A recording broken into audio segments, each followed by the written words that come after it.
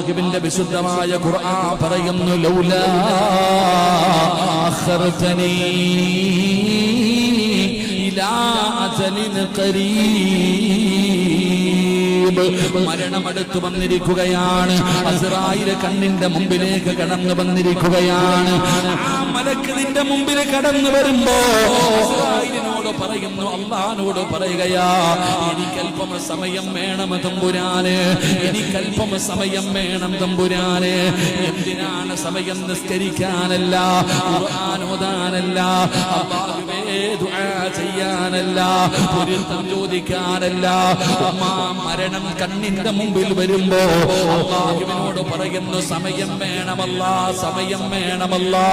എന്തിനാണ് സമയം ചോദിക്കുന്നതെന്നറിയോ? എനിക്ക് സദഖ കൊടുക്കണം തമ്പുരാനെ. ഒരുപാട് സമ്പാദിച്ചു വെച്ചിട്ടുണ്ട്, ഒരുപാട് കൂട്ടി വെച്ചിട്ടുണ്ട് തമ്പുരാനെ. എന്റെ ഭാര്യയോടൊന്ന് പറയാരാ, എന്റെ മക്കളോടൊന്ന് പറയാരാ, എന്തെങ്കിലും ഒന്ന് കൊടുക്കണേ, പാവങ്ങൾക്ക് കൊടുക്കണേ, പള്ളികൾക്ക് കൊടുക്കണേ എന്നൊന്ന് പറയാൻ എനിക്കല്പം സമയം തരണേ അല്ലാ.